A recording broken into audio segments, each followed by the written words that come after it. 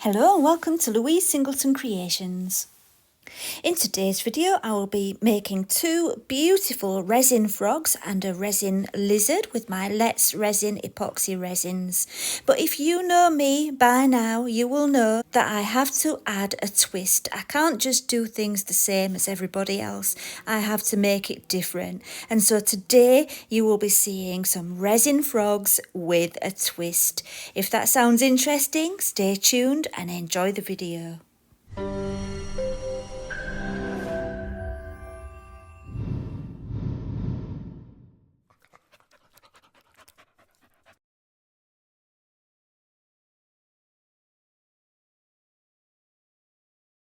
Today I'll be making two frogs and a lizard, but for now I'm starting off with one frog and one lizard, so I need to prepare the eyes first. I've got my two pairs of eyes there. They're amphibian eyes and I've had them a long time. I can't remember where I got them from, but if you do a Google search for 3mm amphibian eyes, you should come up with these. And so yeah, they're a bit tricky to get in, so I came up with an idea. I cut a strip of clear plastic, which was just some packaging. It was a box of marker pens in clear packaging, and I pinched a strip off the flap of the box. And I'm cutting out 4 tiny strips, which I'm going to stick on to the back of each eye, and that will make it easier to handle the eyes and put them in position inside the moulds. Before adding my little plastic strips, I looked at the placement of the pupil on the right side of the eye, and then on the back side of the eye I drew a line in the same position as the pupil, and that is where I'm going to position my strips. That way I know when I'm adding them to the mould which way the pupil is, you know, the orientation of the pupil. So that was my plan. To add the plastic to the eyes, I'm using a drop of UV resin, but I needed to make sure that the eyes would stay still while I was doing that. So I took a piece of strong tape, and what I'm doing here is just bending it over and leaving it on the roll. I thought it was a really good idea to do it that way. Turns out it wasn't such a good idea. It would be better to put your tape down on a flat surface that's not going to roll around like a roll of tape does. But you learn as you go along, don't you? And we're learning together. So yeah, I think I put something inside the roll to stop it rolling around. Anyway, onto the UV resin. Got my UV resin from Let's Resin. It's almost an empty bottle, that one, so I'm a bit slow getting the drop out. But yeah, that's Let's Resin's UV resin. I've got my lamp ready, and then it's just a case of holding the little piece of plastic in position over the line that I've drawn, and then putting the light over the resin. And after a few seconds it's cured enough to let go of the plastic. I repeated the process for all 4 eyes and gave them 2 minutes to cure under the lamp.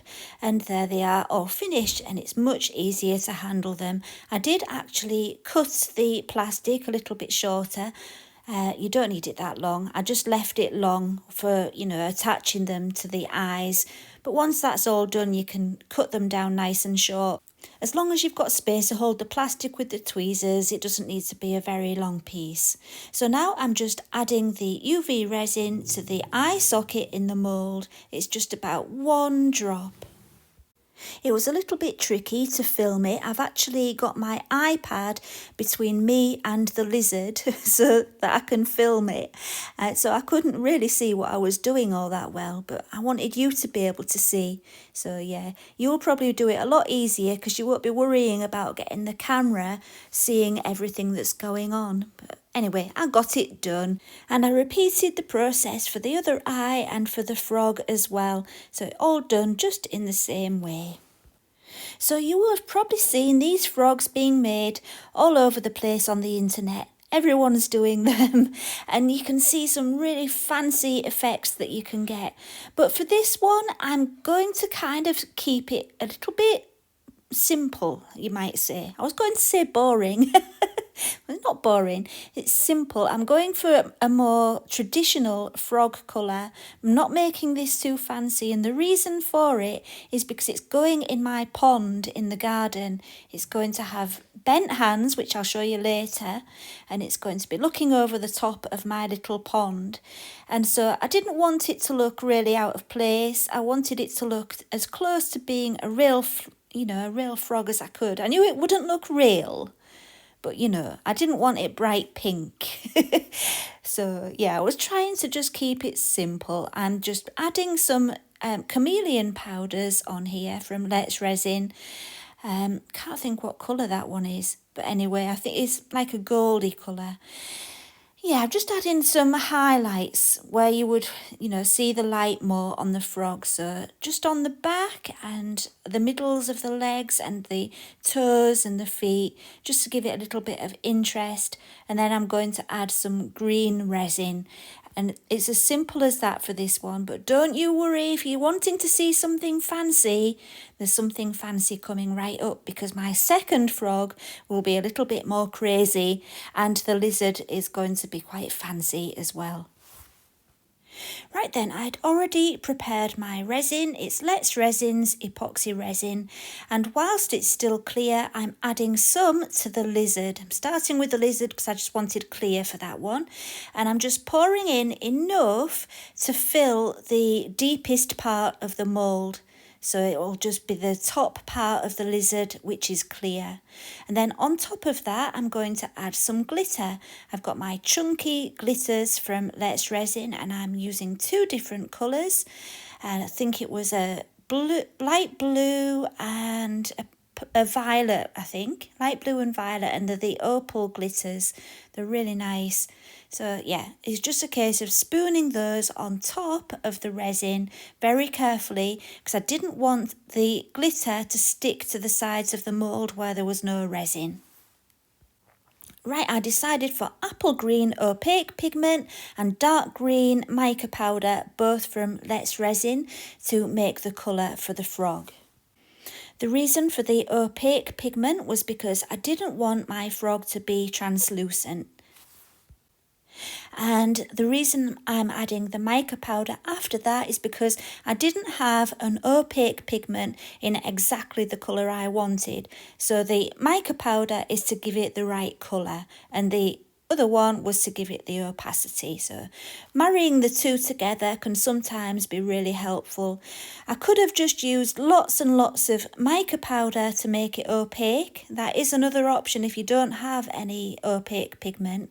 The trouble is, I didn't want it to be really, really sparkly and over the top. I was trying to make it quite dull looking, so I didn't want to put in loads and loads of mica powder. As you can see there, it's quite a sludgy colour, which is what I was going for. I wanted it to look more like a real frog's colour. So once that was all mixed in, I just poured it into the mould and left it to cure. I left it, I think it was about 8 hours, and I wanted to demould it while the feet were still quite bendy, and you'll see the reason for that soon. But really, I would have got better results if I'd left it for 10 hours, because on my second frog I left it for 10 hours instead of 8 hours, and the feet were still bendy. You'll see in a moment when I come to take it out of the mould that I struggled a bit because it was really not ready to come out of the mould, and yeah, it was a bit of a mistake. But anyway, it worked. It was fine, but it wasn't as good as it would have been if I'd been a bit more patient. So now I'll show you what I was talking about. It's 8 hours later.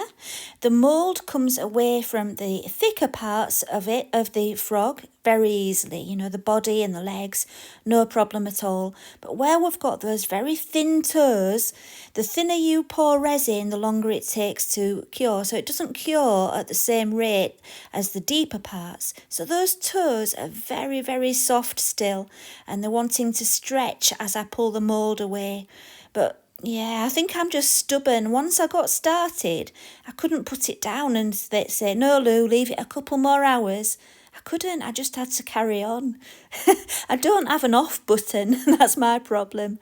Anyway, I kept going and I was just very, very, very careful. And in the end, I managed to get all those little fingers out still in one piece. Yeah, I'm going to fast forward now. Right then, so I finally got it out of the mould, and yeah, it's still got all its fingers, as you can see. They're still very bendy, which is good for the next step, and it looks quite cute, I think. And I like the eyes, I was happy with the eyes.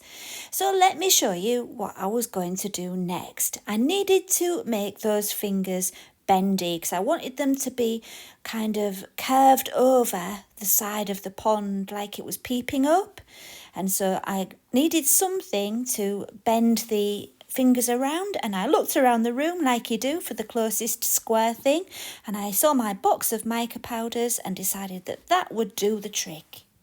So I just sat the frog on top of the box, bent the fingers over the side and secured them in place with some sticky tape until the next day when they were fully cured and nice and rigid and able to hold on to the side of the pond. And you might be able to tell that the sticky tape did squash the fingers quite a bit, and that was why I was saying it would have been better to have left it a couple more hours. But never mind, it was okay.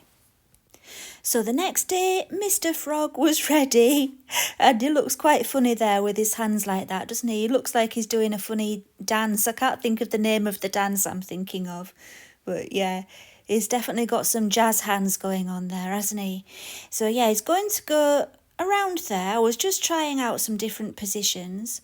I can see Honey in the background there having a sniff around, and I just wanted it just on the edge, and I was just finding somewhere where it would fit nicely, and the idea was to use E6000 glue under his little feet and tape him in position while the glue dried.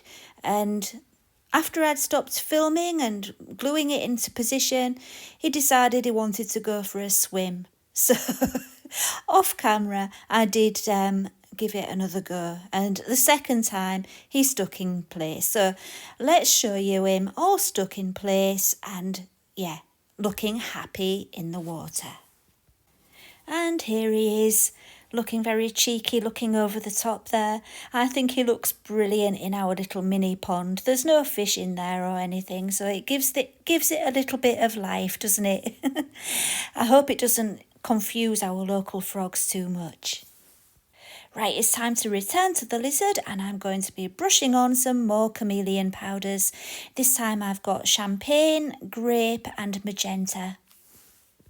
I'm brushing the magenta onto the feet and hands and just around the top of where I put the resin layer, so at the top of the resin layer and just along the middle of the tail.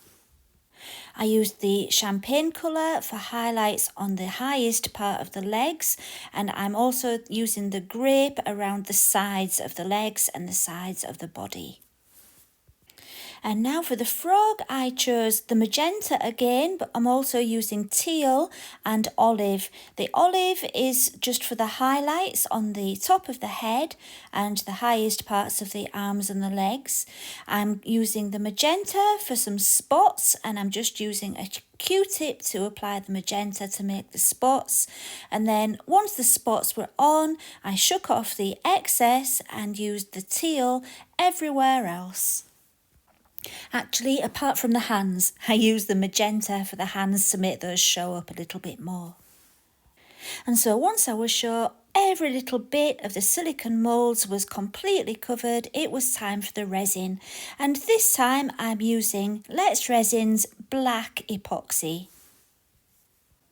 The black epoxy is just like the regular epoxy resin from Let's Resin, except obviously it's black. And it's great because, you don't have to add any extra pigment, and it gives you such a true black. It's wonderful. And black is the best colour to put behind the Chameleon powders if you really want those colours to show up nicely. Just like the regular epoxy resin, it's a 1-to-1 mixing ratio by volume. So I'm just pouring them both out.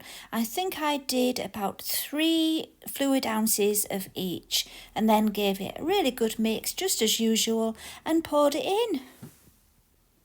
And when you fill up these moulds, it's really important to make sure your resin touches the ends of all the fingers and toes. So take your time with something like a toothpick or a micro brush to make sure you're gently pushing all the resin to the ends of the toes, and just be careful not to scratch the mould with whatever tool you're using, because you'll scratch away the pigment powders that you've put on there and you don't want to do that. So just kind of touch the surface of the resin and kind of tease it to the ends of the fingers and toes. So after 10 hours, they were ready to come out of the moulds. It was quite a warm day for a change, but if it was cold weather, I would have probably left them 10 to 12 hours really, or even until the next day. But if you do want the arms and legs, and the hands bendy to do what I did with the first one, don't leave it too long, because if they're rigid, then you're going to have to heat them up with a heat gun to bend them, and it's more risky doing it that way. You can do it that way if they've already gone rigid. You can heat it up and bend them over, but it's a little bit more risky because you could snap them. They're going to be more brittle. So it is best, if you're going to be bending your resin, to demould as early as you can. And so here's my finished lizard. I was really pleased with it. I think the colours looked fab. Really, really pretty. Yeah, and I love the eyes. I've done the pupils vertical on the lizard and horizontal on the frog. With frogs, they can be vertical or horizontal, actually. But with the lizards, they're usually vertical. Yeah. So, I think that's really pretty. I'm liking that one. Let's have a look at the frog. And take a look at that. I love that spotty back. I think this one is so cute. I love it. And I think the combination of the teal and the magenta look really good. And I love the way the Let's Resin Chameleon powders, I can never say that. The Let's Resin Chameleon powders change colour as you change the angles. So I thought it would be very cute and a little bit different to give my frog a tongue. And I did have a few practices, but this is the one that I finally did. And all I have here is the same packaging I used at the beginning. It's just, from that pack of pens, just plastic packaging. And I've cut a long kind of spoon shape. And it's quite hard for you to see. And it was hard for me to see when I dropped it and I had to pick it up again. But very simply, like a long teardrop shape. And all I did was I used my heat gun and gently heated it up until I got it into the shape that I wanted it. I wanted it to be a little bit curved at one end and then to curve the straight bit a little bit just by gently heating it up. And little by little I got there. Don't rush it. If you've got a heat gun with a low heat on it, use that one. Do it very gently until you get it just right. And it was a little while before I realised I should have been using my tweezers. My fingers were getting very hot. And eventually I did pick up my tweezers to finish it off. But just keep heating it until you get it into the shape that you want it. It's quite a forgiving thing to be making, really, because it can be, any wacky shape that you want it to be. It doesn't have to be one specific perfect shape, because frogs' tongues are a little bit strange, aren't they? So once I had the tongue ready, it was time to give it some colour, and I'm coating it with Let's Resin's UV resin and some of the Let's Resin Watermelon Opaque Pigment. I did try this with Let's Resin's coloured UV resin, but I found it was a little bit too transparent and the opaque pigment just worked a little bit better. Once I'd squeezed just a little bit of the UV resin into my silicone bowl, I put just a drop of the opaque pigment on the side so I could add a little bit at a time. When you're using opaque pigment with UV resin, it's very important not to put too much in, because if it becomes too opaque, the UV light won't be able to get through it to cure it properly. So yeah, do be careful and add a tiny bit at a time. So once I'd got the colour just right, I used a coffee stirring stick just to apply the UV resin to the plastic tongue. I used my tweezers to hold it, and they're really good tweezers because you don't have to keep them pressed. They just lock into position and they're really handy, so I was glad I found those. I don't know where they're from, but I would highly recommend them. Anyway, once I had it held by the tweezers, I just coated it back and front, just made sure it was completely covered, and then just kept it moving as I applied the UV light. For about 10 or 15 seconds, I really kept it moving quickly so that the resin couldn't form any big droplets anywhere, and it kept a nice even coverage everywhere. After about 10 or 15 seconds, it's cured enough to, not drip, and you don't need to worry, and you can just hold it still under the UV lamp. So after that first coat was completely cured, I just repeated the process to give it a lovely coverage, and it just finished it off nicely doing a second coat. And then, once that was done, it was ready to attach it to my frog. So here's the tongue all finished, and as you can see, I had made it longer than I wanted it to be. I should have said that before. That way, you had something to hold on to that you didn't need to coat with resin, because you can then just snip it with your scissors to the right length. So that's all I was doing there, holding it up against the frog and trying to gauge how long the tongue needed to be. Then holding it up again to make sure it looked right and it didn't need any more snipping off. And once I was happy with it, it was time to glue it into position. I squeezed a dot of E6000 plus glue onto some of that leftover plastic packaging. I'm not doing it directly to the table like it might look like. It is some of that clear plastic. And so once I'd got the glue ready, I just carefully used a little kebab skewer just to apply the glue to the end, so that there was enough there for it to stick on, and then I put it into position. And because there's kind of a groove where the frog's mouth is, it kind of holds on quite nicely, but I did need to prop it up, and I just found that the bottle of opaque pigment which I had handy was just the right size to put underneath it, and then I just used some tape to tape the tongue to the bottle, and it just kept it at the right height so I could leave it there while the glue dried. After a few hours, I went back to it to see how it was doing, and it had stuck. It was okay, but it still didn't feel too secure, and I didn't film the next bit. But what I did was I just used a micro brush with a little bit of UV resin where the tongue meets the mouth, and just added some more UV resin around it very carefully and cured it, and it made it much stronger. And as you can see here, I made a little fly and stuck it on the end just for an extra finishing touch. And I really like it with the fly stuck on the end. I think it looks very cute. The next day the sun was shining, and I decided to take them outside for a bit of a photography session. So let's have a look at what happened.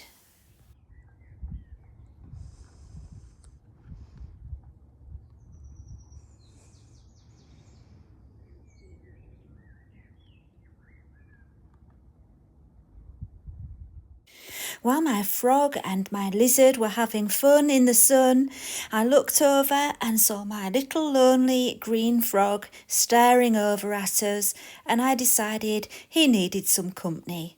So along came a beautiful little girlfriend for him, and he looks much happier now. So we've come to the end of the video, and I really hope I've inspired you to think a little bit more creatively about what you can do with your resin frogs. If you've enjoyed the video, please do give me a thumbs up because it helps me a lot, and subscribe if you'd like to. And all the links to everything I've used today will be in the video description, along with my Let's Resin discount codes. So that's it for now. I will see you again next week. Thank you for watching, and bye for now.